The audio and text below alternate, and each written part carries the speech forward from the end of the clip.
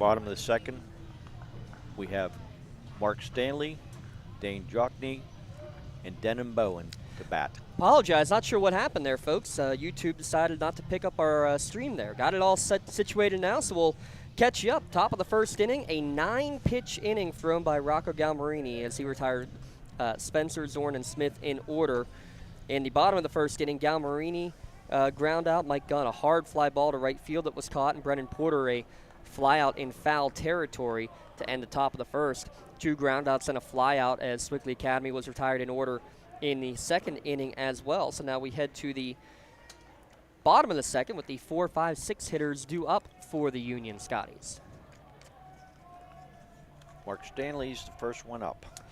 So you missed the first 9 outs, but you have not missed anybody on base for either team. That's, I guess, the good news. Again, we apologize. Not entirely sure what happened there, but we are back, or we are here, I guess, officially. We're glad you're here to join us at lcsportsnet.com and the Trib Live High School Sports Network. Mentioned Galmarini pitched a 9-inning first inning. It was just a 6-pitch bottom of the first thrown by Jordan Smith. He's got a 3-1 record of 3.94 earned run average.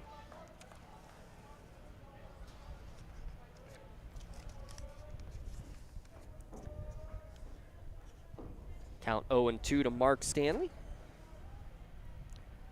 Hitting over 500 on the year. Backdoor breaking ball to the lefty. Good job to hold off of it. Galmarini in the bottom of the first tried to lay down a bunt down the third baseline and just barely drifted foul. Mentioned Mike Gunn hit one to the warning track in right field. Great catch made there by Henry Coletti out in right. 1-2, another breaking ball that breaks just around the plate. Count now even at 2-2 to Mark Stanley. Smith, who pitched in the first round game against Fort Cherry, Union who had the first round bye. 1 ball, 2 strike, or 2-2 now, excuse me. This one rings him up. Not once, not twice, but 3 times, and finally caught the black on the outside corner there, Jay. I think he was expecting something fast, and when it didn't get there, he froze. That's the first strikeout for either pitcher here today. Dane Jonke, the starting center fielder, here today, normally out in right. Shifted himself over to center field here today. He said because of the gun injury. Thank you. First pitch misses high and away for ball 1.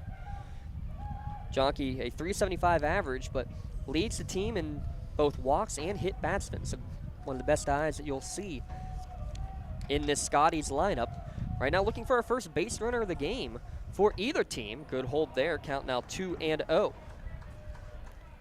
Pitched a little outside, and Jonke held. I think I can get settled back in now, Jay, after all that. I hope so. I didn't realize we weren't on. Well, that's what I mean. We were, and then decided they didn't want to pick up our stream, our YouTube link. So got that all situated now, thanks to the scores of people who are sending messages there from Union High School. I know the school's still in session. They want to be keeping tabs on the score best as possible as well. So unfortunate we missed the first 9 outs of the game. But again, we've now gone 10 without a base runner. And as soon as you say that, looks like we finally will, as this one's going to go over the head of the left fielder, Michael Wu. This will be 2 at least, and now Jonke's thinking about 3. Round second, flying in, head first slide, and he does have his first 3-bagger of the year. That ball was on a rope over the left fielder's head. All you had to do was stop, just turn around and start running towards the fence. So Jonke, first base runner, and it's in dramatic fashion. Now Denon Bowen hitting 500 on the year, hitting in the 6-hole today, the catcher. See how they play this sacrifice, or I don't think they'll bunt here. Yeah, corner's playing way up with 1 down. Turf infield, grass outfield. First pitch swinging, Bowen well late though, fouled back to the screen for strike 1. Yeah, grass outfield, and this is a minor league baseball park essentially. 347 down the line, 325 down the right field line, 385 in the power alley, and 425 to dead center field. So it takes a poke to get out of here, to say the very least. Good job to bring the bat down there by Bowen. Otherwise, it would have hit the bat. Right over his head, but no contact, so he's good. Yeah, it's one thing to duck out of the way. You got to make sure you get that bat down as well. So Jonky, the first hit of the game on the triple.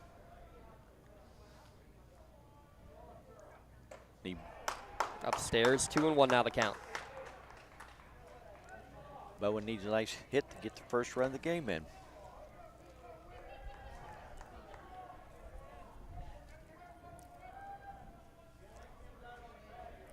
Two balls, one strike.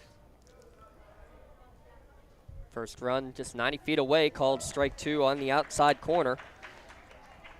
Count now even at 2-2. To the junior, one of the 6 juniors to go along with the 4 seniors in the starting lineup. It's a veteran team out there. Back-to-back WPIAL champions as Smith steps off. Gets right back in there. He's worked exclusively from the stretch. Here so far has the right-handed junior pitcher.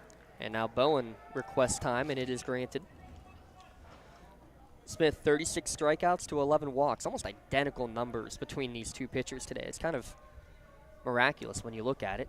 Except one's a left-hander, one's a right-hander. The only difference. Good block behind the dish from Nicholas Straka, the senior catcher. It's a count now full with one down in the bottom of the second inning. A lot of room behind the plate there. I think if that would have gone through, the runner could have scored easily from third. Yeah, only about 25 feet, so not as deep as you see at some parks, but it is very oblong the way it's set up. This one's chopped towards third base. Taking him out of third baseman. Throw coming to the plate. The throw is high, and Jonky will score. RBI, fielder's choice for Denon Bowen. Downward angle, they're going for it immediately, and the speedy Dane Jonky gets the first run on the board. Now batting, number 5, Matt Stanley. Tell you what, I didn't think he had a chance, but the third baseman double clutched and then the throw was way high, so he could slid it in very easily. Yeah, I'm not sure he was able to get the perfect grip on it. And now we're going to have our Castle Asphalt courtesy runner over at first base. That would be Mr. Andrew Gettings. Castle Asphalt and Construction know the importance of a good first impression. Apologize, our first impression wasn't too great to begin this one.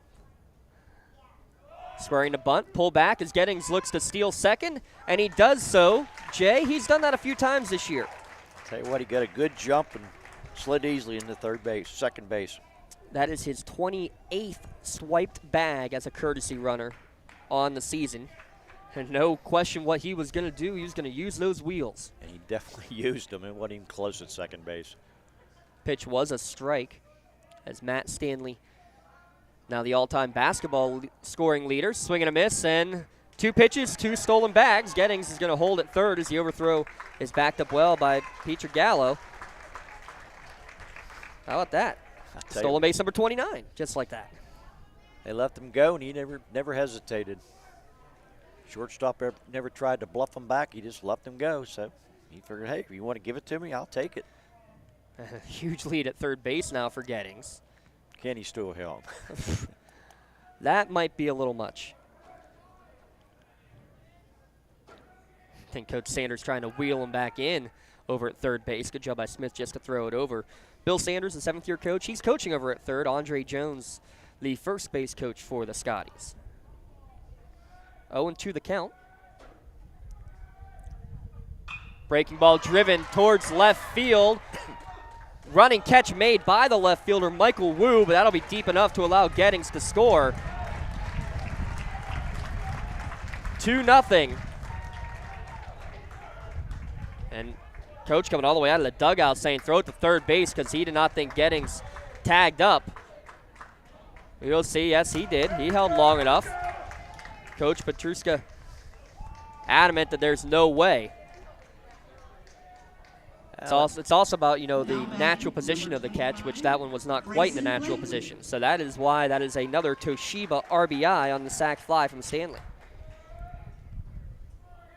It's a way to take the ball deep enough in the outfield because the runner scored very easily. Looked to me like he held, there was no problem, but hey, sometimes you can try it. You don't see that called very often. So 2-0 your score. Grayson Blakely, the right fielder, chops this one foul and quickly up 0-2 is Jordan Smith, a 2-0 lead.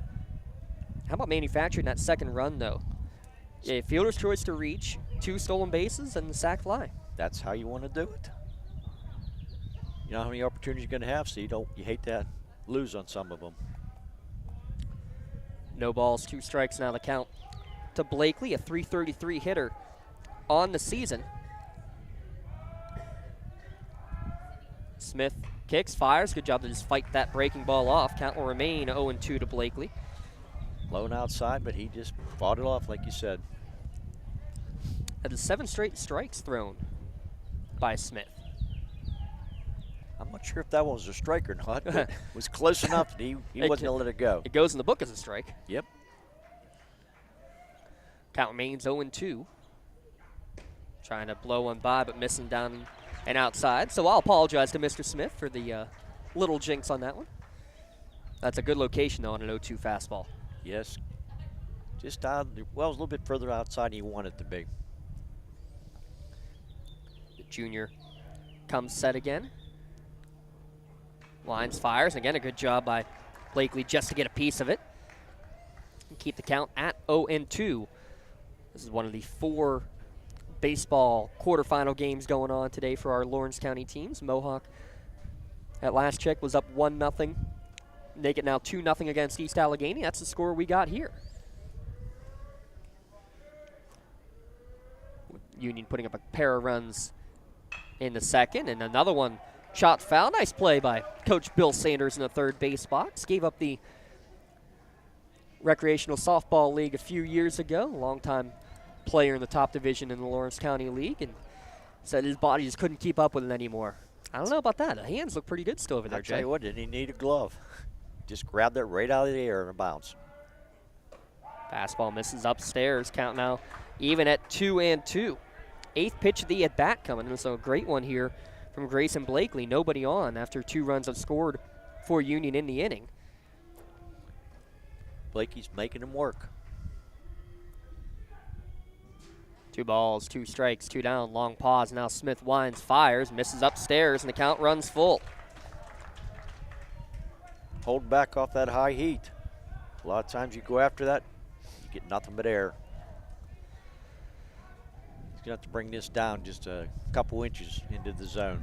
Smith talking to himself or talking to one of his teammates on the right side of the infield maybe before this payoff pitch to the 7-hitter Grayson Blakely. And it bounces in. Great at bat. Grayson Blakely draws the first walk of the game. And that'll bring up the 8-hitter Anthony Roper. Number 1, Anthony Roper. See if he takes off. This is the 9-hitter, Anthony Roper. Now after this 2 stolen bases from Gettings, I'm not surprised that they go and throw over quickly to keep an eye on Blakely, but how about this? We're talking about a team that has 98 stolen bases on the year now, Jay. They must like to run. Breaking ball in there for strike 1 to Roper. And like any of these stats, I'll take it with a grain of salt because, you know, if it's first and third and you don't make an attempt to second base, it's technically not a stolen base. So a lot of coaches, either they don't know the rule or they don't mind padding the stats a little bit, might give a stolen base. I mean, you take every high school baseball stat with a bit of a grain of salt in that regard, but you know, knowing Coach Sanders, knowing what a stickler he is on what the actual stats are, the baseball mind, I'm gonna say that number's got to be pretty darn close. Might not be exact, but I'll say it's pretty close. Off and running, as you just mentioned, and now how about Coach Petruska saying, hey, I got some good hands over here too. He showed him off right there.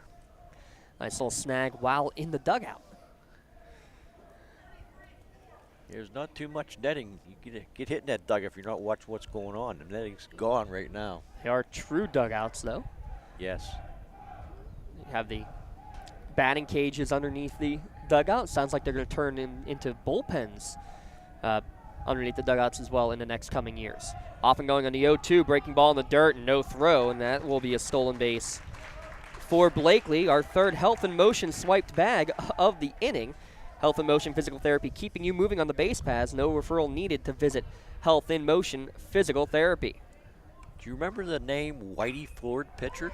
I do, as this one's a ground ball. It's going to get through on the right-hand side. We'll talk about Whitey in a minute, but we're going to have an RBI single from Anthony Roper, the bottom of the order. Again, manufacturer run.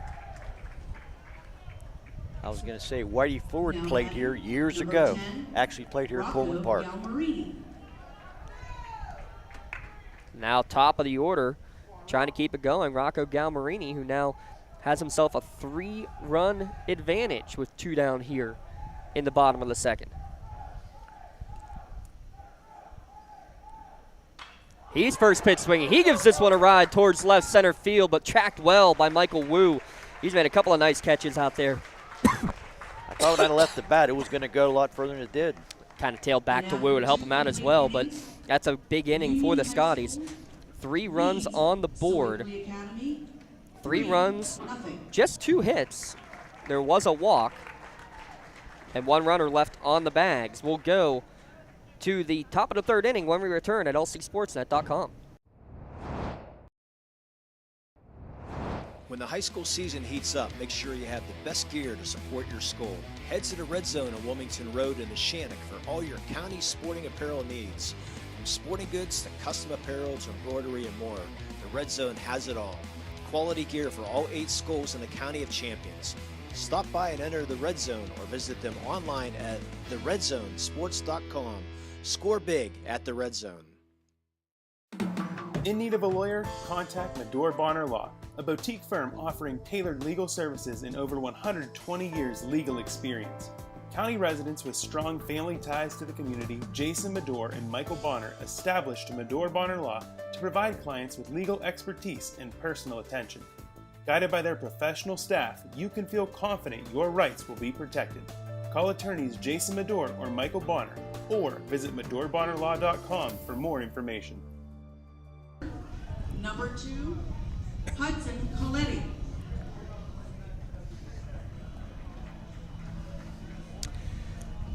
Top of the 3rd inning, it's our Maley Chiropractic inning, which means between the top and bottom of the innings, we'll take a look at the softball semifinals that are going on with our county teams. We'll also take a look at the District 10 happenings as those playoffs beginning today up north. We'll also announce our Maley Chiropractic play of the game after today's contest. A great play usually involves great teamwork, and one of the main advantages of Maley Chiropractic is their team aspect. There are 3 doctors, Dr. Mitch Maley, Dr. Chris Ardro, Dr. Kelsey Bowser. Now they all learn from each other new tips and tricks to help keeping you feeling your best. Hawk just hit a home run, I'm told. It's now a 3-0 lead there, matching the 3-0 score that we have right here. Hudson Coletti, the first batter, comes in batting .406. We're in now the top of the 3rd inning. And an 0-1 count to Coletti. Donnelly and Petrogala will be following. Strike 2 to Hudson. Galmarini has done a great job here so far, working ahead. 9 pitches in the first, 9 pitches in the second. Winds and fires, just misses inside. Sewickley looking for their first hit of the afternoon. First base runner of the afternoon. Yeah. Coletti hitting .406 on the season. And leads the team in that category you don't want to lead in. Is hit batsman unable to hold up on that swing. Completing the strikeout on the throwdown, 2-3, is Bowen. That's the first strikeout of the game and the 39th of the year for Rocco Galmarini. Good pitch on the 1-2 to Nolan Donnelly. To get the batter to chase. Donnelly coming in batting .250, but he has 13 RBIs. So the hits he does get, it's helpful.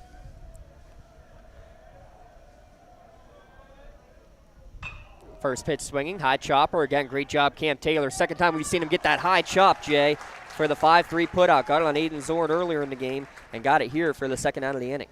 That's what he wanted to do, get it before it takes that extra bounce and Nice, Now easy throw to batting, first base. Number 12, Billy Petragno. Billy pitcher Gallo, the freshman, hitting in the 9 spot. Peter Gallo's batting 306. 2 down here in the top of the 3rd.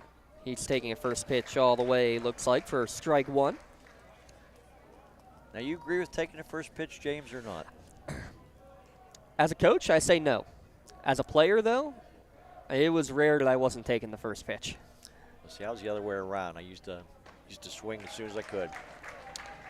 Yeah, I mean, as a coach, I always say, the first pitch is the best pitch to hit, so yes, you should be thinking swing at the first pitch. But as a player, I was the one who always ended up being the one taking the first pitch. So couldn't exactly say too much. Ground ball again towards third. This one taken on 2 hops by Taylor. Quick fire across the bag to get the 3rd out of the inning. And another 1-2-3 frame for Rocco Galmarini. Union leads 3-0, and they'll be coming up trying to extend that lead here in the bottom of the 3rd. But before we do, we have our Melee Minute coming up, where we need to take a look at the softball happenings across Lawrence County. Let's get that timer rolling here for our Melee Minute. Let's start right here in Class 1A, where Union on Tuesday, so tomorrow, at 6 o'clock, will take on Chartiers Houston in the semifinals. Union, who won 16-1 in 3 innings in their quarterfinals victory. Addie Noga had an inside-the-park home run. Liv Benedict had a home run, and Mia Pruz had a monster shot in that contest. The other 1A semifinal is Carmichael's against Frazier. In Class 2A, we'll have both these games on Wednesday, both at North Allegheny. Neshannock against Greensburg Central Catholic, the 3 o'clock game on Wednesday. Laurel following them, they play Our Lady of the Sacred Heart. Laurel's only 2 losses to Neshannock. Will we have Lancers versus Spartans Part 3? Well, we personally hope so, for sure, as Grace Kissick had a great game. Addie Deal had a 3-for-3 performance as well for the Spartans in their last contest. Unfortunately, 3A teams are all eliminated. Mohawk had the victory in the first round, a game where they had, 18 hits, I believe it was, in that game, right, Jay? Yeah, it was 18. That was an incredible performance for them, and tough luck losses for Shenango and Elwood City in their contest. And real quick, District 10 softball. Wilmington today taking on Maplewood in the first round of the softball playoffs. And if they win that, they'd be in the semifinals on Wednesday. There's your Melee Minute, keeping you in the game as we keep you informed of the softball happenings across Lawrence County. Mike Gunn, the number 2 hitter today. He's a designated hitter today again, Jay. So we talked about that before we officially got on the air, I guess, as he takes a first pitch breaking ball for strike 1. Coming off of a tweak of the hamstring, they're not pushing him back too quickly. Coach Sanders did say he would be able to go out in the field if it was necessary. Still swinging a hot bat as this one is lined past the second baseman, Bennett Spencer. And that one, he's got to get it on the short hop, and it just didn't quite hop the way he anticipated. Leadoff single for Union. Gunn come in the game batting .479, and he added to it. 3rd hit of the game for the Scotties. Nice hard hit ball to the opposite field. Yeah, similar to his first at bat. Now Brennan Porter, he had one of the crazier outs that you'll ever see in a baseball game at any level. So the ballpark here at Pullman Park, foul territory, there is plenty of room once you get past the turf infield where the bullpens are. That's all in play, and the first baseman made a catch basically against the wall down the first base line. And there's, I don't know, 60, 70 feet of room between foul line and the fence probably, Jay? At least. And I couldn't see it. Oh, we heard the cheers, so he came out with the ball in his hand. This one roped down the left field line, hooking and staying fair.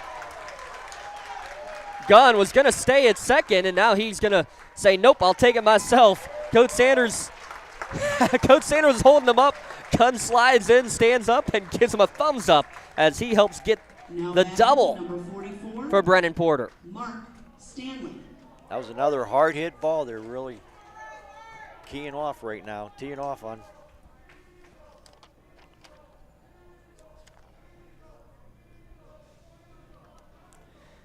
And back-to-back hits, now 4 in the game for the Scotties against Jordan Smith. Good job coming back right there and get a first pitch strike to Mark Stanley, the only strikeout victim thus far for Smith. He got called out in strikes looking. I don't think it will happen this time. I believe he took 3 breaking balls in a row, and the last one just nipped the inside corner. Swung on and missed. Count 0-2 here to Mark Stanley. Coach Mark Stanley sitting top row. He was quote-unquote man on our camera there for a minute.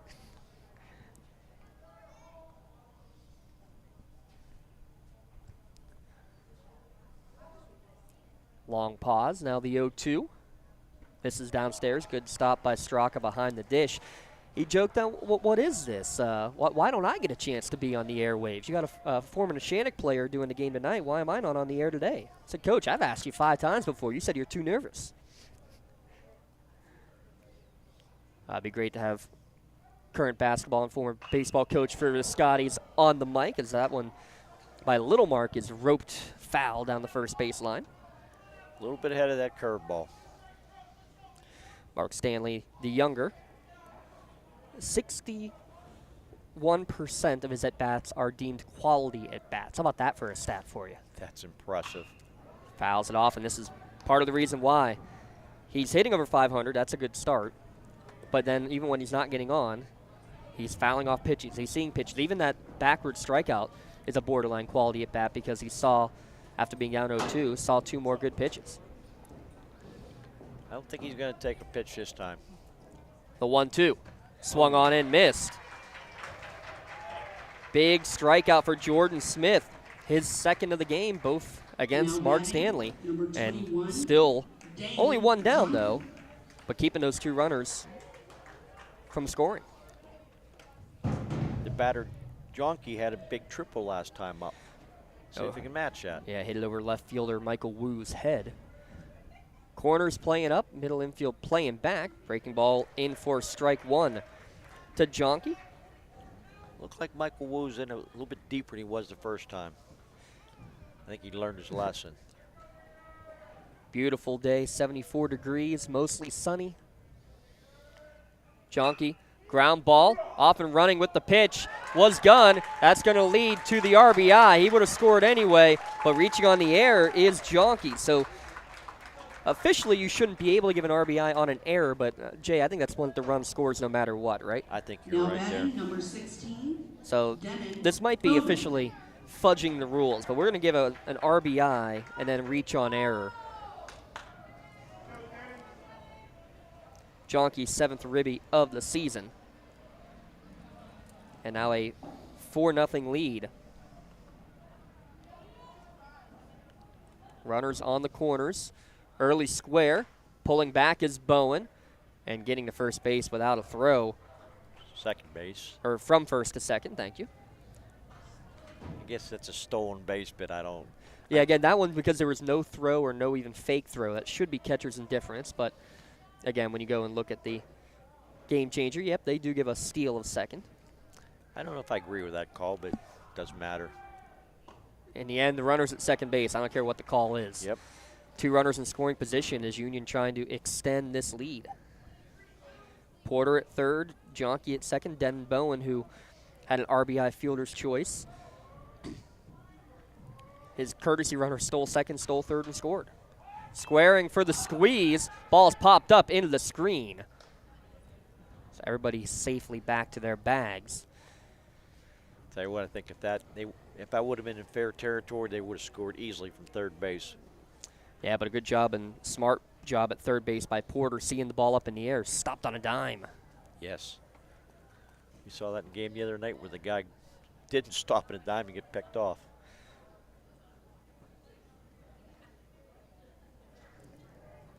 One ball, 2 strike now the count with 2 runners in scoring position. This one misses well upstairs. And he pulled his bat down. Smart yet again. Devin Bowen, who had just his 5th RBI of the year when he reached on the fielder's choice. On the ground ball to third, it was beating it to the plate was Dane Jonke for the game's first run. Now 4 on the board. Union trying to increase that advantage here. The count runs full to the junior.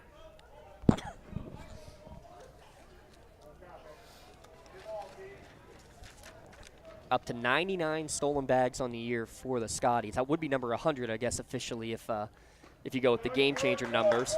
And ball 4, Bowen draws the walk, and bases are full of Scotties. How many pitches is that for? Now batting number 5. 55. Matt Stanley. And this is only the 3rd inning, so not looking too good right now. Oh. Another Castle Asphalt courtesy runner over at first base. Andrew Gettings back out there to run for the catcher. And we also have our first Pontius Insurance trip to the mound. Make sure you call Dan Pontius, Jessica Weiland, or Tracy Giddings and get started today on your home, business, auto, or life insurance. Make sure you take the time out and save money on your insurance by visiting a local agent at Pontius Insurance. And Castle Asphalt and Construction, they know the importance of making a good first impression, no matter how elegant your business or home may be. If you match it with poor road surfaces, your friends or potential clients could regret making the trip. Visit castleasphalt.com for your free estimate as we look quickly at the Class 1A brackets. Eden Christian against Rochester. That's one that your brother Lee's going to be on, right? Yes, it is. Remember, all these playoff games available only on the Trib Live High School Sports Network. First pitch, breaking ball, good hold from Matt Stanley for ball 1. About this, Matt Stanley hasn't played baseball since middle school, comes right back out. Starting second baseman, middle of the lineup, hitting 400 on the year. And he had a sacrifice fly for RBI last time. That was 14th of the year. He chops this one fouled on the third baseline. How about this, too? And he's out there batting and fielding. He's wearing the glasses. Didn't see that during basketball season as he's the all-time leading scorer. I said, what's that all about? He said, basketball court's a little bit smaller there, Dotson. I said, all right. You wear playing football? Didn't he play football? He did, and I don't think he did wear the glasses out on the gridiron.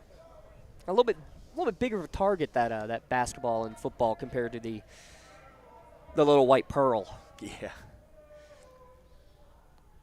3-1 now the count. Nowhere to put Matt Stanley. Whatever works for him. Some people are comfortable wearing glasses. Some don't want them on no matter what. And he said contacts were not his thing either. I've never tried contacts. I think I'd ruin them, break them, or lose them or something. Nice hit. Yeah, he saw that one the whole way. 1 run will score. Rounding third and coming towards the plate. And with a headfirst slide, the throw is held up. Porter and Jonke score. It's a 2 RBI single for Matthew Stanley. He's got 3 ribbies, Now batting number 25. 3 Toshiba RBI on the day. And that's a couple of 3-run innings now for the Scotties. That's how you want to get some runs early. Make the other team work. Sewickley doesn't have a hit yet either. You're correct about that. They do not. Grayson Blakely laying down a bunt on the first baseline, and it's going to be safe. It was fielded in fair territory, and then he was not touched by the first baseman. Madison tried to get the glove and the tag all at once and could not do so.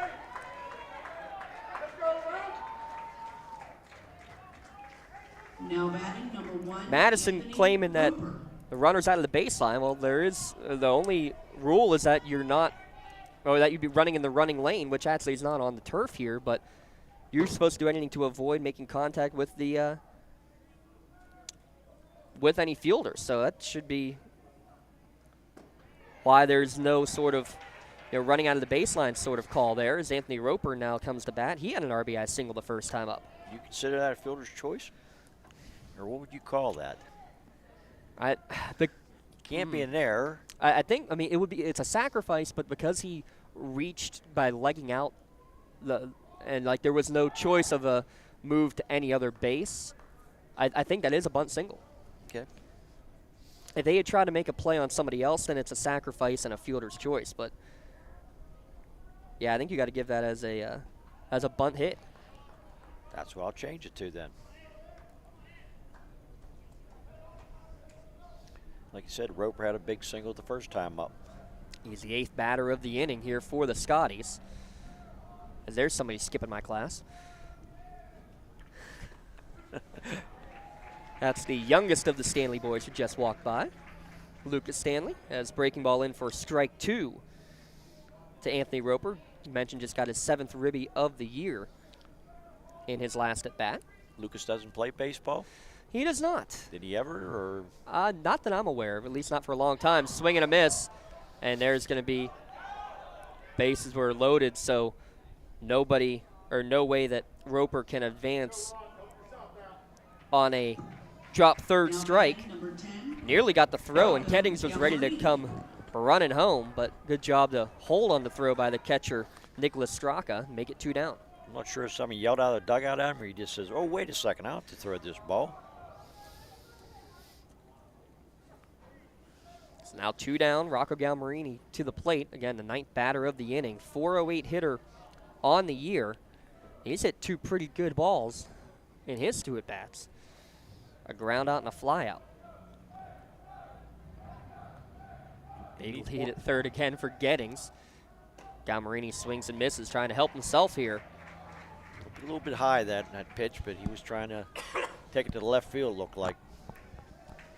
And we're going to have an interesting possibility coming up here in the top of the 4th inning. Just wait for it. That's a distinguished young woman that just walked by. 0-1 the count. Fouled out of play. 0-2 the count. That distinguished young woman has a name of Allie Ross. Yes, she just won the Lawrence County Distinguished Young Woman competition over the weekend of all the county participants. Congratulations to her.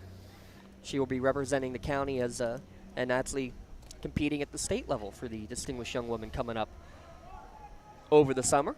And she doesn't even realize you're talking about her. Oh, no, absolutely not. Did you see that evil glare I got? The 0-2 to Galmarini. Fouled out of play. Count remains 0-2. To Rocco. Talk about the speed. We saw him lay down a bunt in the first inning. Just drifted foul, trying to use the legs. He leads the team with 3 triples. And I'll tell you what, here there's a lot of room to get those triples at historic Pullman Park. Right center field, there's a big gap in right center field. His right fielder's pretty close to the foul line. Fastball just misses outside. Good hold from Galmarini. Straka tried to bring it back in, but Of course, if he gets one down the third base line, they'll give him a lot of the third base line too. pitch number 70 on its way here from the junior Jordan Smith in the bottom of the 3rd. And it's called strike 3. So bases loaded, back-to-back strikeouts to end the inning. But it's another good one for the Scotties. They send 9 to the plate, score 3 runs on 3 hits. There was also a walk and an error, but the bases left loaded. Union with a 6-0 advantage. We'll be back in a moment here at lcsportsnet.com and the Triple Live High School Sports Network.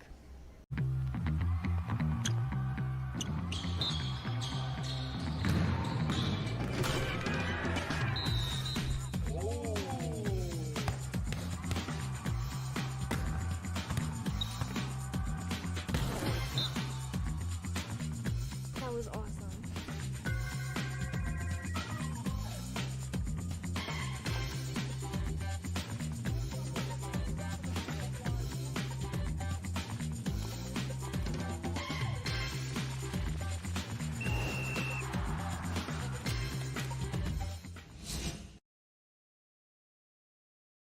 I love what I do because coming in every day is different.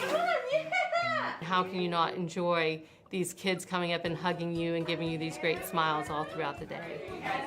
Seeing the progress that our kids make every single day is one of the reasons I love coming to school. What should we do? We have fun. LCAP Early Learning Centers is hiring. Help empower young minds in Lawrence County and become a superhero today. Apply at lcap.org.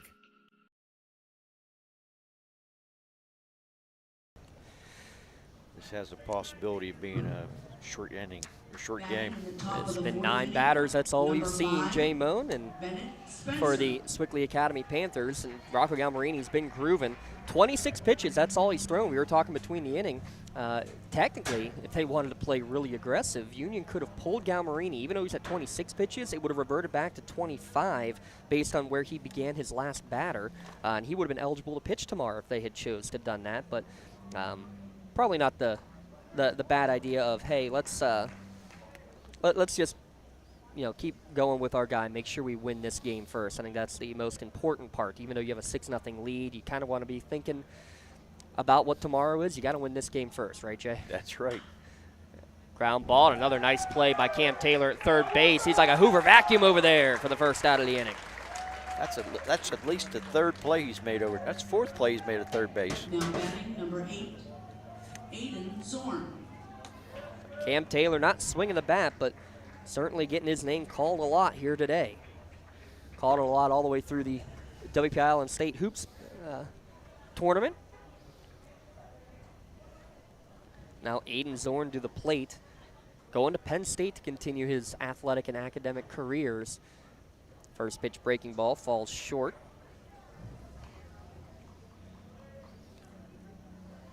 Zorn hitting well over 500, 19 RBI on the year. And again, I think the most impressive stat, he's only struck out 4 times all season long. He gives this one a ride, but high fly ball to center field. Jonke looks like he's struggling to find it against that sun, but he does track it down and make the catch for the second out of the inning. That was a moon ball. I think he could have left from here, ran out and caught that ball, Now James. batting number 21, With your speed. Jordan Smith. 3 or 4 years ago, maybe. I watched you want to run to the bathroom the other night. You showed some speed there. We appreciate Pullman Park having the restrooms a little bit closer than what we had there at Seneca Valley. Had to go all the way out to the right field fence. And the commercial wasn't long enough. No, it was not. We took care of it for you, though. Yeah, Jordan Smith now at the plate with 2 down. First pitch, strike 1 on the outside corner. Smith is one of 5 different players for Sewickley Academy that had 2 RBI in their win against Fort Cherry on Thursday. Smith, Straka, Madison, Wu, and Coletti. They have to start out the hit before they can get an RBI in this game. Good job by Smith to check the swing there. Count even at 1-1. Let's take a look while we have a minute again at our defensive alignment for the Union Scotties. Brought to you by Medore Bonner Law, your community firm with a personal connection and individualized service. Make sure you have the best defense behind you. Don't worry about it, Jay. We got it up on the screen. That's the beauty of it. As this one's roped towards right field, and that's the first base runner of the game for the Sewickley Academy Panthers. A 2-out single to right. And that was a single by number 21, Jordan Smith. So a no-hitter through Now batting number 3 2/3 innings for Nicholas Galmarini before Straka. Sewickley Academy gets their first base runner. Nice way to go to the outside pitch. Took it to right field. Good piece of hitting there. Now Nicholas Straka to the plate. He also has only struck out 4 times on the year. Good job of bringing the ball in play and a throw over to first base. And they call a balk, it looks like, on Galmarini. Yep. And I think that's a balk because he stepped in through to first base, and maybe Porter wasn't on the base. I'm not sure how that balk rule works, but I mean, you can't throw to a bag if A, the bag's not occupied, and B, if it's not a throw actually to the bag. And if your first baseman isn't holding the bag, then it technically isn't on the bag. So as a left-hander, I was kind of blocked. I looked down at looked up the very last second, Jay. I couldn't tell either if it was one that he stepped off and threw over, or if he did the direct move to first, because that makes a difference as well. I was actually looking down too, and I looked up as they were making the balk call. So I didn't see what happened, so I can't really give a good opinion on it. Try to see what we can find with our little instant replay here. So now, after the first hit of the game, the balk hits him the second. And wow, look at the spin on that ball as it goes foul. After the second or third hop, just jumped to the left. I tell you what, if that would have went foul, he would have had an easy base hit. The third baseman's playing back and he's only about 15, 20 feet up the line. I mean, we're far from Halloween season, but can you call that the time warp? Jump to the left. It definitely jumped. And then a step to the right. That's a dance, isn't it? That's Rocky Horror. Okay. 0-1 fisted towards short. That one's going to get past Taylor. Long throw for Roper. It's going to pull the first baseman off the bag, and it'll be an unearned run scored. As, again, a lot of room in foul territory for the first run of the game after the E6. Might even call that an infield single in an E6. I think I would do that, James. Now batting number 10, Nick Madison. So I think the throw would have got him if it would have been close to first base, but it wasn't. First baseman stretched and he couldn't get close to it. Yeah, I think that's an infield hit.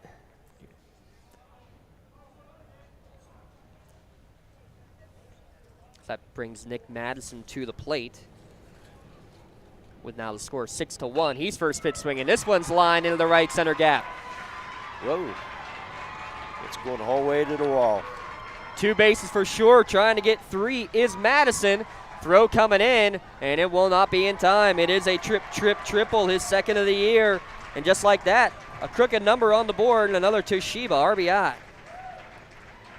That ball took a bounce and went the whole way to the wall. And that was a triple RBI by number 10, Nick Madison. Now batting number 3, Michael Wu. So a couple of unearned runs here.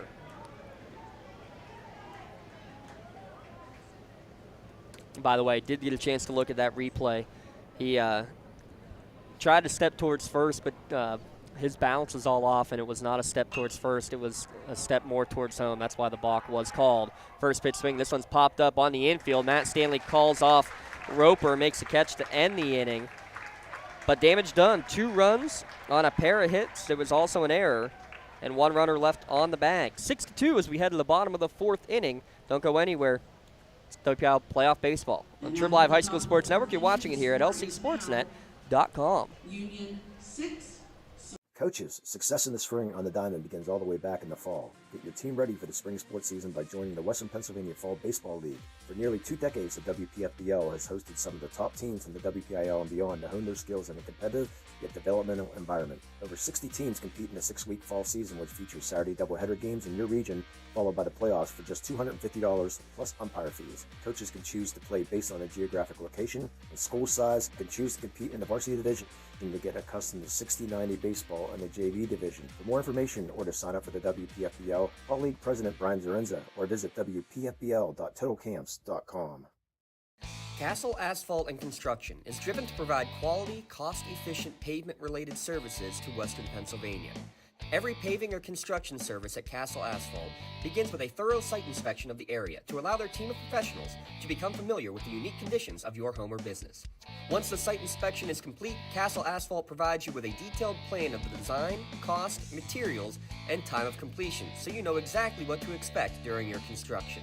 Visit castleasphalt.com to request a quote for your next project and make your dream design come to fruition. Contractors, the Department of Healthy Homes needs you. From small to large residential projects, you can help families live safer and healthier with the quality work you do. It's rewarding in more ways than one. Call LCAP's Department of Healthy Homes today.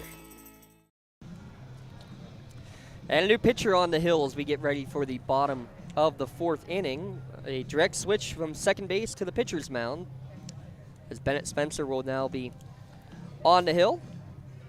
Jordan Smith pitched the first 3 innings, gave up 6 runs, 5 of them were earned on 5 hits, 4 strikeouts, and 2 walks there, Jay. He had a rough outing there. Yeah, they were starting to hit the ball pretty hard those last couple of innings, weren't they? Yeah, everything was hard hit the last couple innings, like you said. His first couple innings he was under control, but the last 2, just didn't seem to have enough. And that was something we didn't get a chance to really talk about in our pregame show. Not that anybody heard it anyway, but the fact of the matter is that teams who played in the first round, yes, everybody's available to pitch because they had 3 days rest, but it's 3 days rest. Like this kid Jordan Smith threw 70 pitches today. He threw 90-some pitches on Thursday. Yeah, so the question ends up being, like, how effective can you be? Now, some pitchers obviously recover a lot better than others. You wonder if that part comes into play. Speaking of in play, that's what Mike Gunn does best. First pitch swinging, gets his second hit of the game. Right over to shortstop's head in Now center batting field. number 6, Brennan Porter. Brennan had a big double last time up.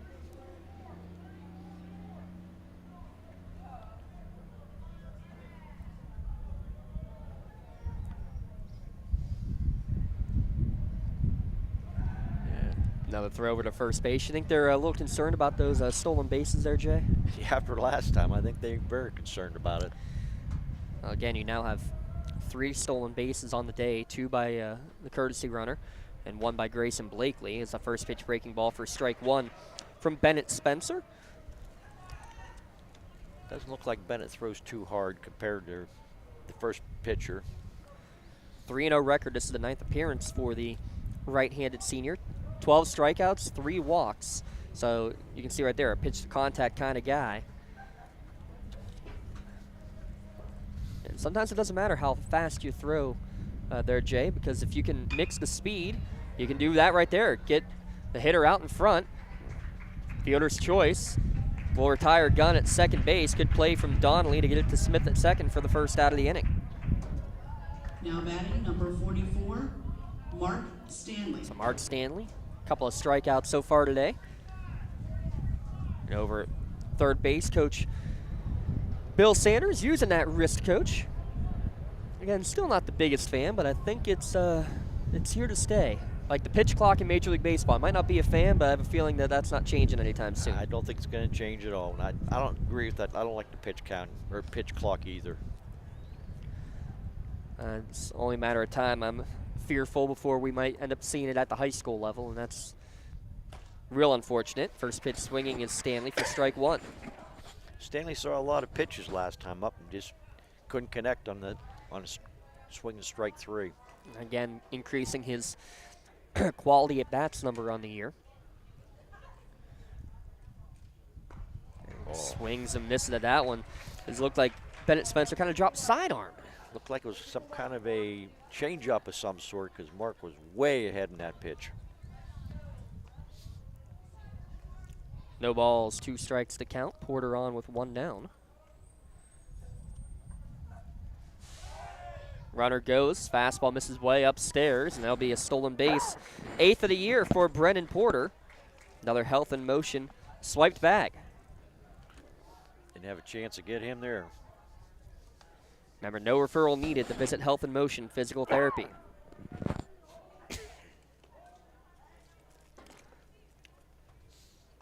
Popped up towards third base, drifting over is Donnelly, but it's going to go into the first row.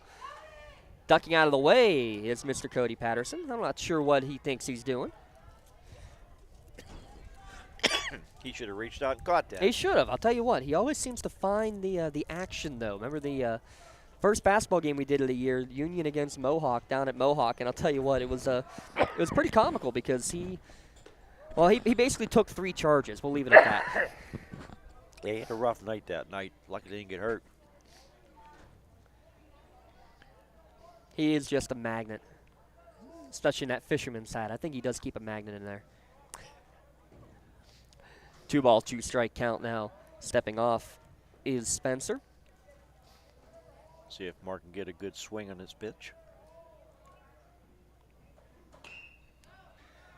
Fights off a pitch down in the Pebbles. Count will remain 2-2, and again, seeing a lot of pitches. 7th pitch at this at-bat. He saw 5 in the first at-bat, 6 in the second. So again, he's getting those quality looks. Can he get one in play this time, though? Looking for something slow from him again. Stepping off as Porter had a big lead there at second base. After those 2 early stolen bases, they're trying to be a little bit more worried about the runners. Understandably so. Aggressive base runner, and he is going to go. This one's lifted towards center field. Will force Porter to retreat back to second base. Settling under it is the center fielder, Aiden Zorn, and back at second to tag up there is Porter. That's the second out of the inning on the fly out from Stanley. Now Dane Jonke to the plate. Porter's 3/4 the way to third base, so he had to really hustle to get back to second. He got a good jump on the ball, or jump on the pitch. Now Dane Jonke on base twice, scored twice. Once was a trip, one was an error on the third baseman. Told you it's 7:30 tonight for the nightcap. Riverside against Freeport in Class 3A WPIAL action. First pitch misses outside here to Jonke. There is a game in the middle. That's what we were unsure of. And it is a District 9 game. It looks like it's Montauk against Cranberry that will be going on for that game. Inside move. Porter will slide back in just in the nick of time. That was close. He was leaning a little bit. Aggressive base running. Seen it so far. 4 stolen bases for the Scotties here today. And he's looking for number 5, but he's not going to get it because this one's popped up towards shallow center field. That's going to be taken by Smith, the second baseman going back, makes the catch for the 3rd out of the inning. No runs on 1 hit and a runner left on the bags. We've played 4 complete. It's a 6-2 lead for the top-seeded Union Scotties here at lcsportsnet.com and the Trib Live High School Sports Network. Don't get left out to dry. Call the Penn Ohio Bottled Water Company for the fastest and most efficient bottled water delivery service in the area. Penn Ohio offers bottled water ranging from 16.9-ounce bottles to 5-gallon jugs, perfect for your next event or office water cooler system. Also, don't forget to ask about their custom labeling options. Visit PennOhioBottledWater.com for more information and to get a quote on their delivery services. Whether it's at home, in the office, or on the sidelines, Penn Ohio has you covered. Building Block Baseball is a local organization dedicated to and actively involved in teaching and development of local baseball talent. 3B provides weekly baseball seminars from January through May to enhance local baseball knowledge for players, coaches, and parents. Building Block Baseball is available for one-on-one development programs, team instructions, and group sections. 3B also provides Lawrence County with their own collegiate summer baseball team. The 3B Barons showcase top collegiate baseball talents of the area. Visit buildingblocksbaseball.com for more information and for their free downloadable documents and videos. Whether you're just learning the game, playing in college, or coaching a team, 3B can get you the building blocks of baseball today. Hey Scotty fans, it's Mrs. Ryan and Miss Felina here on behalf of the Union Area Education Association. And we want to wish all of our Scotties good luck this season. Go Scotties! We should have had that commercial playing while school was still in session. Would have had a big thrill, I think, from Mrs. Ryan and Miss Felina's class there. But nonetheless, we thank the support of the Union Area Education Association. Also want to give a shout out to the Union Volunteer Fire Department, also proud sponsors of Union Baseball here on the Lawrence County SportsNet, powered by Acad. Wanted to remind you of their golf outing coming up and the Boosters golf outing as well for the Education Association. A couple great golf outings. Check their respective Facebook pages for all of that great information. Some fun times coming up for sure. Hopefully some fun times not only in Scotties country, Tidal Township, but hopefully for the rest of Lawrence County. Try to get a few teams to Washington for the baseball championships and off as well to the softball championships down at Cal U. Hoping to get a couple of our teams there to be covered, Jay Moan. And there's, 4 baseball teams still going and 3 softball teams in the semis already. So I think a pretty strong chance. I was surprised Mohawk got beat. Girls got beat in softball. Yeah, they ran into a juggernaut of a pitcher, really is what it was. Because the game we did, they pounded the ball. Last 2 games I saw them play, they pounded the ball. This one foul back to the screen, 1 and 2, and we accidentally reset the wrong pitch count, so we'll get back up there as that was pitch number 40 thrown by Galmarini. So you're in the 5th inning and you've only thrown 40 pitches. That's it's pretty impressive. Very, very impressive. And like I said, he's been under control the whole game. That one big triple by Madison was about it. Another high chopper. Cam Taylor. Yeah. I don't know. What more can you say? He's having himself a day over there at the hot corner. Now batting number 22, Nolan. We have a Crane Room score update again for you. We're through 4 innings down in Shaler. Mohawk 4, East Allegheny 1. You can watch that game on the Trib Live High School Sports Network. Big shout out to our friend Mr. Jaron Steele. That's it. We probably got to give him a little bit of an update.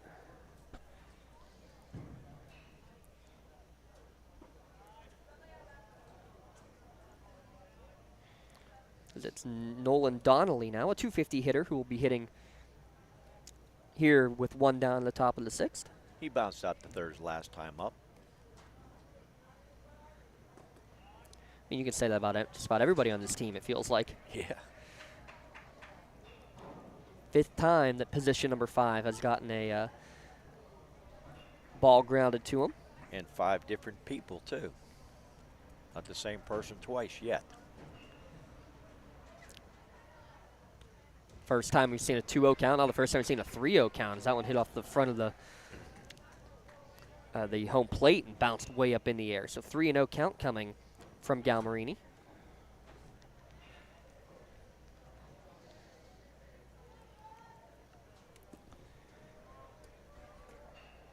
Trib Live will also have that Shenango game number 2 down at Shaler. Fastball outside corner, strike 1. How about this, too? That's a 4-1 lead for Mohawk. And they are without, for sure, 2 of their starters. Did you get?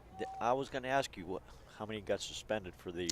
2 got ejected and suspended, and 1, Fadden, was injured earlier in the game. Never got confirmation if he was in the lineup today or not. Let's see if I can get that right now, actually. I know you'd mentioned the altercation. I didn't realize how many people got Yeah. 1-game suspension. Well, that's still up in the air. Last we had heard, it should be a 1-game suspension, but it's all based on what they deem is egregious and all that. You could end up having multiple a second game for various types of infractions, and that was what Coach Mariano was fearful of as this payoff pitch misses upstairs. First walk issued today by Galmarini. Now batting number 12. Was it 2 of the starters? It is. It was the starting designated hitter and the starting. Maybe someone's in left, starting left fielder. By the way, we mentioned the District 10 playoffs beginning today for softball and baseball.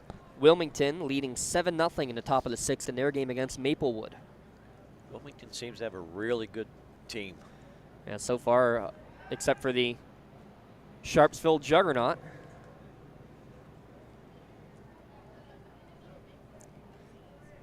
They've yet to lose one. Donnelly able to get back to first base. This one catches the top of the zone. First strike 1. Freshman Billy Petrogallo hitting .306 on the year. He's the 9 hitter. And yes, Fadden is playing, by the way, for Mohawk. That's good news for them. Fouled back and out of play. Count now 0-2. There's another pitcher warming up down the left field bullpen. Winner of this one takes on either California or Carmichael's. That game will be going on later today. That is a 6:30 start. High kick and an off-speed pitch for strike 3. Only the second strikeout, but it's a 3-pitch strikeout there from Galmarini. Now batting number 5, Bennett Spencer. Good morning, good afternoon, and good night. Top of the order now up, though. Bennett Spencer leads the team, as a leadoff man probably should, with 16 walks. Average probably not as high as he'd like in the 230s, but man, he gets on base. Runner goes. This one's chopped foul towards the third base dugout. Nice play by the third baseman, but it was foul. Cam Taylor has basically been a vacuum cleaner over at third today. And right there, the ball goes right to him. Coming up after the game, we're going to have to come up with a Maley Chiropractic play of the game, as well as our LCAP player of the game. So many great ways the Lawrence County Community Action Partnership improving quality of life around Lawrence County, including the Learning Tree Child Care Center, where children from 6 weeks old to 5 years old can receive quality child care services across the county. Snap throw to second base, and Roper thought that the base runner had overslid the bag, but Donnelly was able to get his 6th stolen base of the season. Another Health in Motion swiped bag there. First of the game, though, for Sewickley Academy. He held the glove on him, but he didn't get the whole way off. Good job by Donnelly to hold on. Swing and a miss. 3-pitch strikeout yet again to end the inning. Galmarini still cruising, gave up the walk, but that runner left on the bag. So we'll go to the bottom of the 5th inning. When we return, Union trying to extend their 6-2 lead And here at after the top of the fifth inning, lcsportsnet.com. the score is 6-2. No two companies create the same way. Toshiba empowers the art of business by uniquely enabling businesses to work with tools designed specifically for them. In a constantly evolving world, business communication must be agile, efficient, and fast. Toshiba is the company that helps you manage it all, from paper to digital to screen and back again. Toshiba, empowering the art of business. For 20 years, Melee Chiropractic has treated athletes of all ages to help them get safely back to the top of their game. Melee Chiropractic has 3 full-time doctors in their office, and all 3 are former area athletes who have had to battle injuries throughout their careers. They want to help you get safely back on your feet. But more importantly, help stop the injuries before they happen. Prehab before you rehab. Attention all high school student athletes. During your sports season, a $25 visit to the Melee Chiropractic office includes an adjustment and/or all therapies necessary, from the athletes of tomorrow to the weekend warriors and everything in between. Let Melee Chiropractic keep you in the game. Bottom of the 5th inning, Union will be sending up their 6, 7, 8 hitters, Bowen, Stanley, and Blakely. Glad to have coverage here at lcsportsnet.com and on the Trib Live High School Sports Network with Jay Moan alongside. Monty, we're going to get as many of these playoff games on the air that we can. We appreciate all of your help in making those games happen over the course of the entire season. Is incredibly, we're coming to the end of the season. And incredibly, this first pitch swinging is Denton Bowen. He's going to be on base for the 3rd time today, Jay. A walk, a fielder's choice, now a single to right field. Now batting, That means number that, again, 5, we're going to see our Matt Stanley. Castle Asphalt courtesy runner coming out on the field. Andrew Gettings, he's already out there. He's just ready and raring to go. So he's on first. We'll see if he steals bases again this time. Well, last time he had 2 runners in front of him, so he couldn't. But first 2 pitches, he stole 2nd and 3rd. I see he has his sliding glove on. No, like Looks I said, like an oven mitt.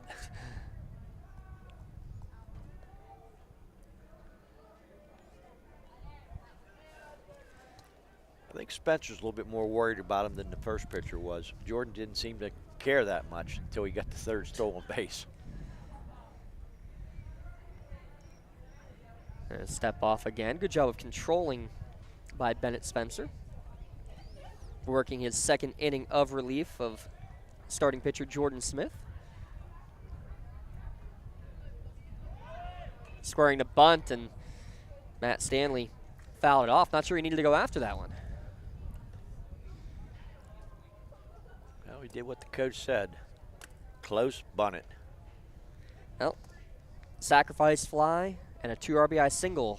Matt Stanley, one of those nominations for sure for your LCAP player of the game. He's got a few of those t-shirts from hoop season and, of course, from football season where the Scotties WPIAL champions and state runner-ups, and a late slide as Gettings, with relative ease, just got his 3rd stolen base of the day and his 30th of the year. 30th. You heard that correctly. I don't even think he had to slide there. He said, oh, maybe I'll slide, make it look good, but I think he could have got in standing up with no problem. Now is he going to try again for 3rd? Yes, he is. Throw down is going to go wild and into left field, so he will get stolen base number 31 and score on the E2. Wow. That's a possible play of the game with all his stolen bases. You can tell he's been aggressive. He's been successful.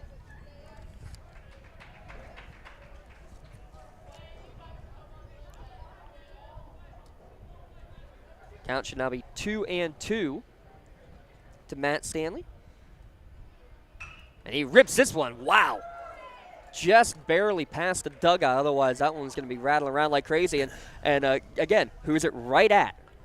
If that fence isn't there, You're right, Cody. It's going right at your head. You're right.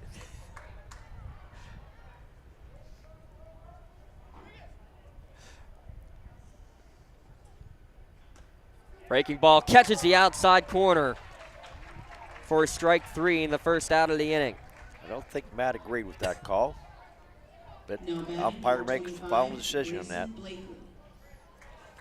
First time Stanley has been, well, I won't say first time he's been retired, but because he was retired on a sac fly. But first offer in the book today. So now 1 down. First pitch misses upstairs to Grayson Blakely. Fouls this one back to the screen. Evens the count at 1-1. Blakely had the beautiful bunt hit in his last at bat. Walked and scored in his first at bat, and that was a 9-pitch marathon. 2-1 now the count. Mohawk, Shenango, and Neshannock all alive in the 3A tournament. Mohawk leading right now 4-1 in the 5th. Shenango will play at 4:30. Neshannock will play at 7 in the nightcap. As this one's floated towards shallow right center field. Coletti coming in and makes a half slide and makes the catch. Nice play by Coletti in right field. I wasn't sure if he's going to get to that ball or not. It was kind of in between, too. It's the tough part. Do you dive? Do you slide? What do you do? He did half and half. All that matters, he made the catch. And now Anthony Roper will come to the plate with 2 down. Outside ball 1 to Roper. RBI single and a strikeout in his 2 plate appearances today.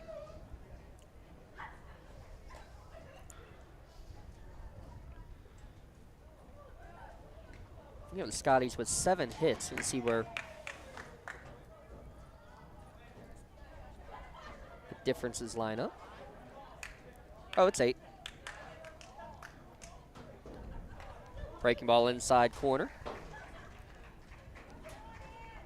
Count now 2-1 to Anthony Roper.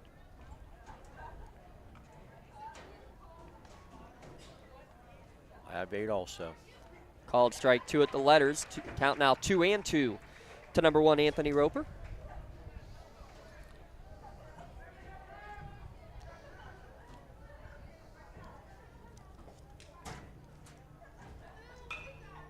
Pops this one up.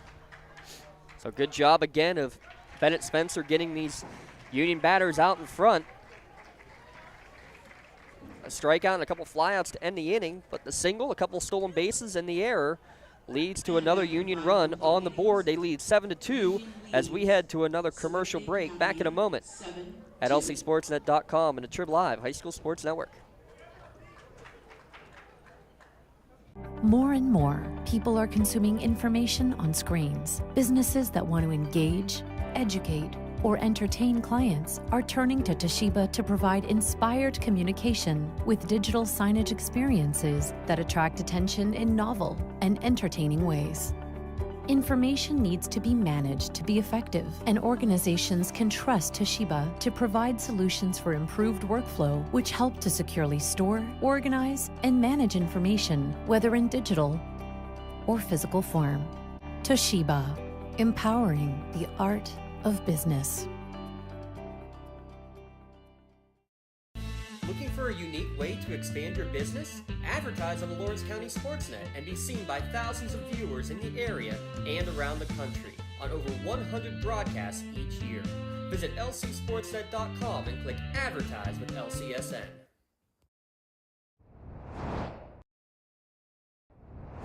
When the high school season heats up, make sure you have the best gear to support your school. Head to the Red Zone on Wilmington Road in Neshannock for all your county sporting apparel needs. From sporting goods to custom apparel to embroidery and more, the Red Zone has it all. Quality gear for all 8 schools in the County of Champions. Stop by and enter the Red Zone or visit them online at theredzonesports.com. Score big at the Red Zone. Well, even Jay Moan can do this. Oh, I'm not going to pick on Jay Moan. Even Lee Moan can do this kind of math. 53 pitches over the first 5 innings. You're talking just over 10 pitches per inning. Rocco Galmarini has been impressive. That is very impressive. You usually have, like you said, 16's the average you want to have, and he has way less than that. Yeah, if you're throwing 15, 16 per inning, you'll make the 100 pitch limit. This one bounces in on a cricket ball for ball 1 to Aiden Zorn. 0 for 2 is the Penn State commit today. Hit the ball hard to right field last time up, and nothing to show for it. I guess it was center field. Straightaway center he hit the ball to last time up. Yeah, hit it sky high. Like I said, that's when we said you could probably run out and caught that ball. Again, I still think you give me a little too much credit. That was high, though. 2-0 the count. Galmarini like that right there. Take a step off. Catch your breath. Get ready for this 2-0 pitch to Zorn, hitting .560 coming into today's game. Looked like he was taken all the way, though, for strike 1. Jordan Smith in the on-deck circle. Smith, Straka, and Madison, 3-4-5 hitters, had 3 hits in a row that led to the 2 runs that Sewickley Academy scored in the 4th. Those are the only hits of the game and the only runs of the game, for the Panthers. Rocco had a perfect game going in the 4th inning. In fact, it was actually 3 2/3 before they got the first hit. Then there was a balk thrown in there, too. And this one inside actually gets a piece of Zorn. He will reach on the hit batsman. So 1 walk, 1 hit batter for Galmarini. 21, Jordan Smith. Jordan Smith will now come to the plate. He had the first hit last inning for Sewickley, or 2 innings ago for Sewickley. Coming off a 2-for-4 performance against Fort Cherry in the first round. Galmarini, throw to first base, got him leaning, got him out.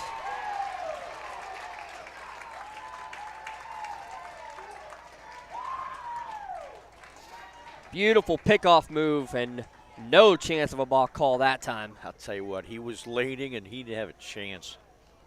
All he had to do was make the thrower the first base, and he was DOA. Now back to the windup goes Rocco. With 1 down, top of the 6th, fisted towards shallow left field, and that's going to find the Bermuda Triangle for a 1-out single. Back-to-back singles for Jordan Smith now. Won't make any The Voice comments about Mr. Smith.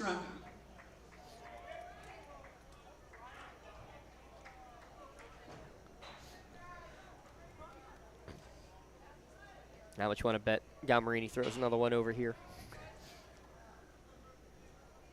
I don't think he's going to get too far off, though. Going home, missing down and in, for ball 1 to Nicholas Straka. He's a .388 hitter. He also was one of those 5 batters who had 2 RBI each for Sewickley Academy in that win against the Rangers on Thursday. That was the 8-9 matchup, the 9 seed victorious. Back in plenty of time over at first base. This time there is Smith. Smith's not getting as big as league as Zorn had. 2 unearned runs so far allowed by Galmarini. 2-0 now the count as that one misses upstairs.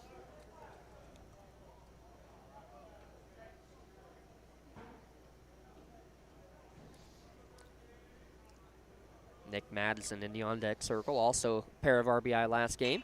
This one's popped up on the infield. Galmarini, he's actually going to call everybody off and make the catch, and made it a little bit interesting.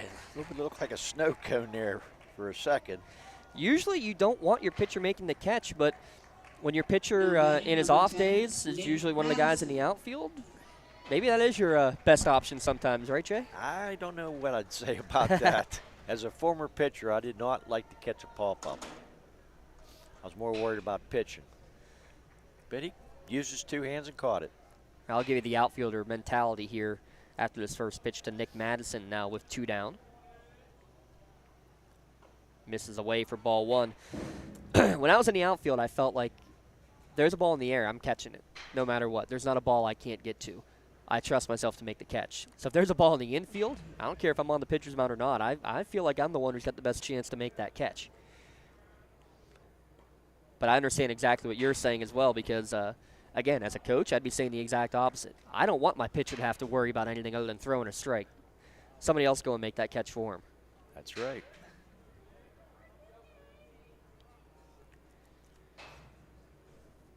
Madison saw the wheels. He leads the team with 12 stolen bases on the year, but saw the wheels with his RBI triple back in the fourth.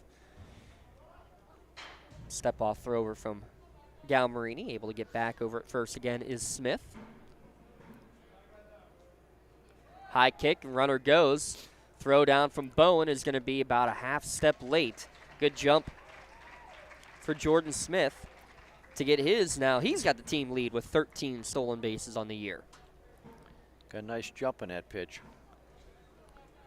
Wasn't even really that close. Pitch was called a ball, so 3-0 the count.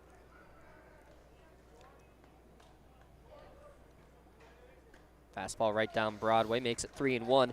Now here's something that the great Lanny Fratteri would have talked about, was that you're down by 5 runs. Why are you trying to steal a base and taking the bat out of your potentially taking the bat out of your hitter's hands? Look, this is the style of game you play. As this is a slow roller towards short. Roper's going to have to fire it quickly over. It's a low throw and in time. Good play, Anthony Roper, to get rid of it quickly. Nice pick by Brendan Porter at first base. There was a hit, but a runner left on the bags. We'll head to the bottom of the 6th inning, and we'll talk more about the idea of stealing when you're behind when we return. It's lcsportsnet.com and a Triple I High School Sports Network. Whether you're hosting a big party, it's family dinner night, or you just need a place to go and watch the big game, the Crane Room Grill is the place to be. Need that something special for your upcoming event? Ask about the CR Brewing Company's custom brewing options to give your big day that personalized touch that your guests will never forget. Visit craneroom.com to see their full menu, or call in your takeout order now at 724-656-1553. The Crane Room Grill and CR Brewing Company, a winning combination. In need of a lawyer? Contact Medore Bonner Law, a boutique firm offering tailored legal services in over 120 years legal experience. County residents with strong family ties to the community, Jason Medore and Michael Bonner, established Medore Bonner Law to provide clients with legal expertise and personal attention. Guided by their professional staff, you can feel confident your rights will be protected. Call attorneys Jason Medore or Michael Bonner, or visit MedoreBonnerLaw.com for more information. Just like going to the doctor, our homes need a checkup too. If your home is not properly weatherized, you could be at risk for symptoms that cause unhealthy ailments and higher utility bills. The Weatherization Assistance Program is the key to reducing utility costs and increasing comfort in your home. Services include an in-home energy audit to inspect your furnace and hot water tank, check for air sealing around windows and doors, and ensure adequate insulation and ventilation. Learn more at lcap.org or call the Department of Healthy Homes to get your checkup today. Top of the order due up in the bottom of the 6th inning for the Union Scotties, the top seed leading 7-2 over Sewickley Academy. I'm James Dotson, Jay Moan alongside here for the fun. Katie Walzer, our producer, Tweety Bird extraordinaire. Does a little bit of everything. Actually, she was the little DoorDash. Picked up food for us on the way to Pullman Park. Count even at 1-1 to Galmarini. Quick glance. He's one of only 2 players for Union without a hit. He's hit the ball pretty hard twice, but nothing to show for it yet. Now has a 1-2 count. Bennett Spencer's come in and done a good job of stopping the bleeding. It was a 6-0 score after 3. Sewickley scored 2 runs in the top of the 4th. Union got another one back in the bottom of the 5th. A little bit change of pace with Spencer compared to Smith. This one hit hard, but right at the center fielder. Aiden Zorn takes a couple steps back and makes a catch for the first out of the inning. So 0 for 4 for your leadoff man, and your cleanup man is 0 for 3. So you say that, in a box, you're talking about that, Jay, you're probably saying, oh, that could be a rough day at the ballpark. But the other 7 in the lineup have certainly been pretty spectacular today. Especially Getty with the 4 stolen bases he had. Yeah, not often do you see a courtesy runner as a nomination for your player of the game, but I think he's got a pretty darn good chance the way he's going. Yeah, but we only got about 1 inning left here, possibly. So yeah, Sewickley Academy will have their final chance with the 6, 7, 8 hitters in the top of the 7th inning, as this one's fouled back and out to the parking lot.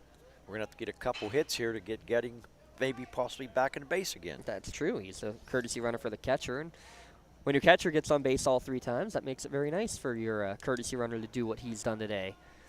4 stolen bases. This one's popped foul. This one's going to go over towards the factory. And just barely clears a couple of cars behind us. Some Union students, I think, a little fearful of where that one was ending up.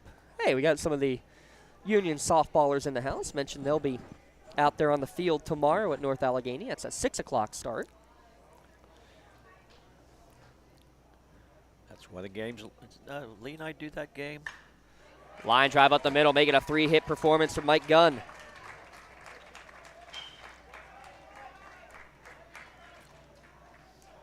Now batting, number 6, Brennan Porter.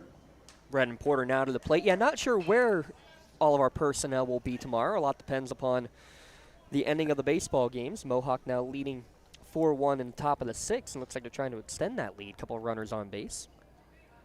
I remember, like you said, somewhere, but we're not sure where or when yet. Yes, but we will have that game covered. We will have any baseball games covered. It would be here for the 2 games in Class 3A. Could be at 2 o'clock, could be at 7:30. We'll figure out if we can get personnel down to cover the Union game. We'll probably work with the Trib Live High School Sports Network, though. Any games we can't get on, they will be getting on. We got that one determined. So we have actually missed it. A pinch runner over at first base for Gunn is Ian DePietro. They were talking, didn't even see him out there. He did sneak out there on us, which is, I think, a nice move. Again, Gunn coming off of the hamstring. Don't give him any opportunity to aggravate it. And with a 5-run lead, too. Absolutely. The 1-2. Down in the dirt, DePietro trying to steal second base, and it's going to be a wild throw into the outfield. He'll get the health and motion swiped bag, and he'll go to third on the errant throw.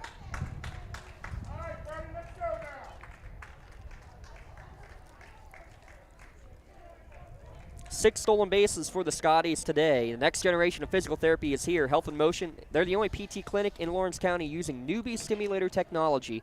Their motto, get better, faster at Health and Motion. Reduce your time on the sideline by up to 70%. Make sure you visit Health and Motion Newcastle on Facebook for more information. This is outside, and the count now full to Brennan Porter. So after falling down 0-2. Works the full count. Drives this one out towards right field.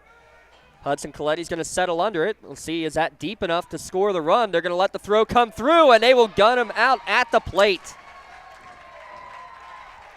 To end the inning, the double play, F9-2,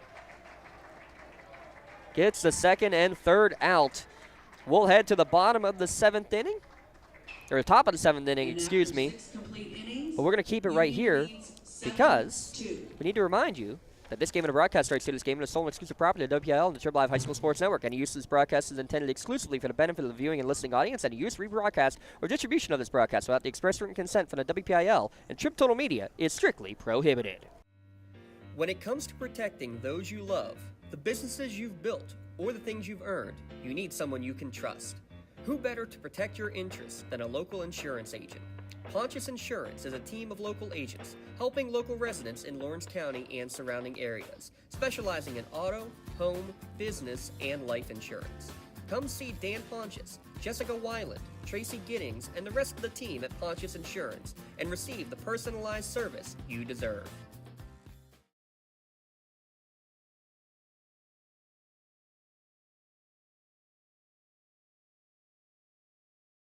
Castle Asphalt and Construction is driven to provide quality, cost-efficient pavement-related services to Western Pennsylvania.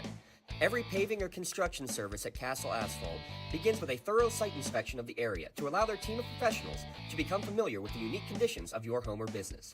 Once the site inspection is complete, Castle Asphalt provides you with a detailed plan of the design, cost, materials, and time of completion, so you know exactly what to expect during your construction. Visit castleasphalt.com to request a quote for your next project and make your dream design come to fruition.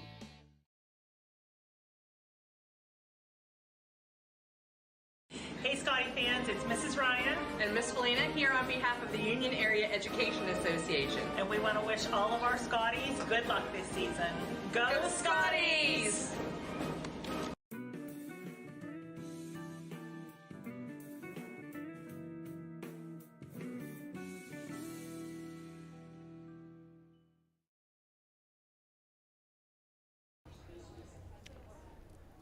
Heading to the top of the 7th inning. Now batting, number 3, Michael Wu. And the last chance coming. Well, it's not PNC Park. We don't have the Woo Birds coming out, but we have Wu coming to the plate. Wu, Coletti, and Donaldsley, who represent the last chance here for Sewickley Academy in the top of the 7th against right-handed pitcher Rocco Galmarini, who has just been extraordinary today. The most pitches he's thrown in an inning, 16. That's a nice average to have. That's a nice average to have, and again, that's the best he's thrown. Or the worst he's thrown. Or the worst he's thrown, you're right. So he's thrown 11 pitches per inning on average. Very complete game he's thrown so far. 1-1 to count to Wu, a 400 hitter. 2-1 now the count. The winner will take on again the winner of California Carmichael's at 4-5 game going on at Peterswood Park, starting at 6:30. Believe we have a Trib Live crew there to cover that one as well. Will a fly out to left and a fly out to the second baseman. His 2 times up. And now has a 3-1 count. At this point, Rocco should just be throwing strikes.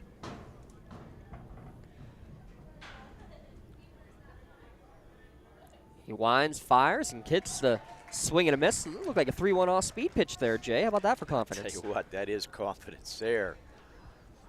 You never expect that. The quick bottom of the 6th, we didn't get a chance to talk about it much. The fact of stealing bases while you're trailing in a game. We'll talk about that after this payoff pitch is off the end of the bat towards Galmarini. Good job to get the high hop and get the throw over to first base for the first out of the inning.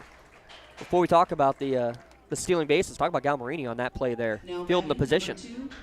He gets the ball, gets control, takes that little crow hop and right to first base. As Coletti comes to the plate. So you're in agreement with Lanny Fratteri that if you're behind, you shouldn't be trying to steal bases, right? I do not. I agree with Lanny completely in that position. Yeah, I mean, I'm usually of that same mindset, but the devil's advocate of it is that if that's how you play the game all year and that's how you generate a good chunk of your offense, I don't want to change the way I play either. I mean, we talked about Union. They're now over 100 stolen bases on the year. Sewickley Academy's not far behind them. They're at 87 stolen bases. So they've played and won a lot of games by stealing bases. They are 2 for 2 in that regard today. They've stolen on both their attempts. I mean, it's tough to – I mean, obviously if one of those is picked off at second base, then you're criticizing the Sewickley coaches, I think, a lot more. But I guess my thought here is that you got to play what you feel most comfortable in doing. And Roper comfortable making a throw over to second base for the second out of the inning, and now Sewickley down to their final out. I mean, you know what I mean? If you feel that your best chance to get offense is to steal, and if you feel you have the capability to steal against a catcher or a pitcher, then you got to go for it, right? Yeah, I guess, but it's just my opinion, you know, but that doesn't really mean anything. I'm not the coach. So Hudson Coletti just grounded out. This is now going to be Andrew Coletti pinch hitting with 2 down.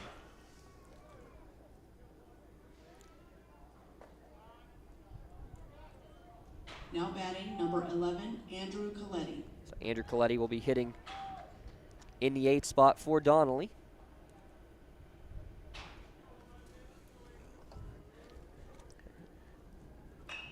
He hits it towards short, taken on a couple hops by Anthony Roper. Long throw across the diamond, and much like the WPIAL championship game, it was high, but this time Porter able to snag it and ply the tag for the final out of the inning. Another 1-2-3 inning, and this one is final. A 1 hour, 50-minute game. Union victorious 7-2. They will head to the semis to take on California or Carmichael's. We're going to head to a commercial break. Come back with our Tri-County Principals post-game show when we return here at Lawrence County SportsNet, the Trib Live High School Sports Network. Business communication must be agile, efficient, and fast. Toshiba is the company that helps you manage it all, from paper to digital to screen and back again. With smarter printing, you are unleashed. The office is wherever you are, and Toshiba makes it seamless to print whatever, wherever, and whenever. Our mobile printing applications allow you to print or scan to both Toshiba and third-party MFPs right from your mobile device. Toshiba, empowering the art of business. Castle Asphalt and Construction is driven to provide quality, cost-efficient pavement-related services to Western Pennsylvania.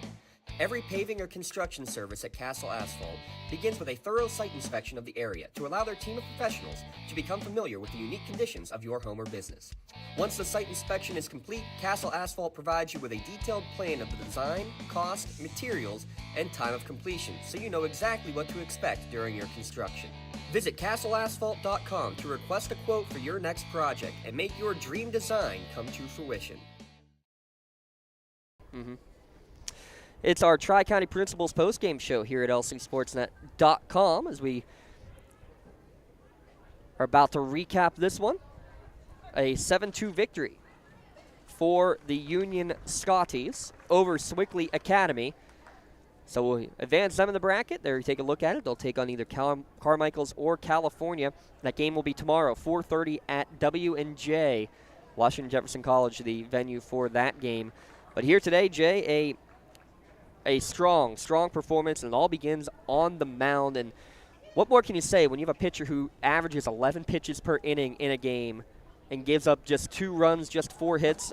Impressive stuff from the Scotties, and especially from Rocco Galmarini today. He was under control from the very first pitch till the very last pitch.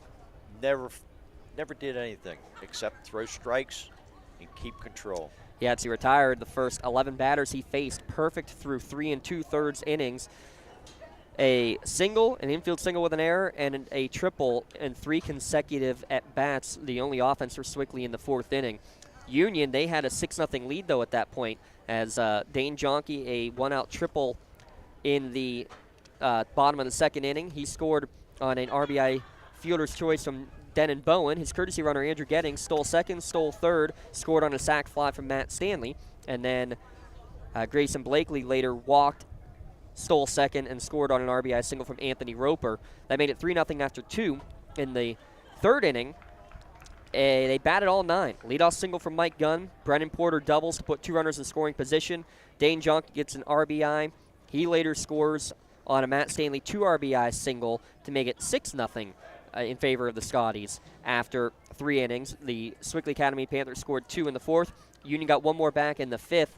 A leadoff single from Denon Bowen. Again, courtesy runner Andrew Gettings steals 2nd, steals 3rd, and scores on the wild throw into the outfield to make it a 7-2 advantage. And that was the final, 7-2 here for the Union Scotties. They got 7 runs on a total of 9 hits. Yes, 7 runs, 9 hits. They had 1 error. They ended up leaving 5 runners on the base paths. 2 runs on 4 hits with, I think we have, 2 errors for Sewickley Academy, and they left 3 runners on the base paths. Jay, before we get our player of the game, just overall, your thoughts of the Scotties team today. I'll tell you what, I was impressed how team-oriented they play, and the pitching was just amazing. And speaking of that pitching, why don't we get right into that first? I'll let you go for it, Jay. Okay. Your LCAP player of the game has to be your winning pitcher, Rocco Galmarini. The Lawrence County Community Action Partnership is proud to present the Player of the Game Award to Rocco Galmarini of the Union Scotties. LCAP and the Lawrence County SportsNet are proud to honor Rocco for tonight's Player of the Game. Rocco will receive a customized t-shirt courtesy of the Red Zone in recognition of being named tonight's Player of the Game. To view the full list of this year's Players of the Game, go online to lcsportsnet.com and click on Player of the Game. Congratulations to Rocco Gallimarini for being named tonight's LCAP Player of the Game. LCAP changing lives. His final stat line, by the way, complete game. Gave up 4 hits, 2 runs, neither one of them were earned. Ended up with 3 strikeouts and 1 walk, and again, 11 pitches per inning on average. As for your player of the game, a couple good options. Mike Gunn goes 3 for 4 with a run scored. Matt Stanley has 3 RBI. So those are good player of the game options. But we had to go with the winning pitcher here for sure. And as for the play of the game, how can you not go with a player who goes out there and just does the job? He scores a couple of runs on the base paths and steals 4 bases today. I tell you what, he got on base as soon as you knew he was going to go. And no more, Andrew Gettings, can you yell about not getting a shirt, because you're getting your customized T-shirt as today's Maley Chiropractic Play of the Game award for 4 stolen bases, Andrew Gettings. You can, again, view the full list of plays of the game by going to lcsportsnet.com. Click on Play of the Game at the top. Congratulations again to the Maley Chiropractic Play of the Game, Andrew Gettings. Let Maley Chiropractic keep you in the game. So, again, Carmichael's or California on tap tomorrow. And with Galmarini throwing the only pitcher today, that means that everybody else available. So you have Jalen Peace, you have Mark Stanley available, Dane Jonke available. You got a lot of potential arms to be able to use for the Scotties tomorrow. And now you're hoping that 4-5 game goes 10, 11, 12 innings, right? Yes, especially you're not announcing it. Oh, yes. Well, maybe I should go down there and try to help them out. Because any game we do ends up seeming to go late into the night. We'll see if that's the case. But the other game we have tonight, Jay, LC SportsNet, will be going down for the Neshannock game against York for that one. And a quick score update, Mohawk in a battle against East Allegheny score now 4-2. Mohawk leading the Wildcats in the bottom of the 6th inning. Stay tuned for that one on the Triple Live High School Sports Network. Stay tuned for more great action coming tonight, and then more tomorrow and Wednesday as we make our way to Washington here on lcsportsnet.com. For my broadcast colleague Jay Moan and Katie Walzer, our producer, I'm James Dotson saying so long, and stay tuned for more great action. WPIAL playoffs and maybe some District 10 playoffs here at lcsportsnet.com. Have a great night, everyone.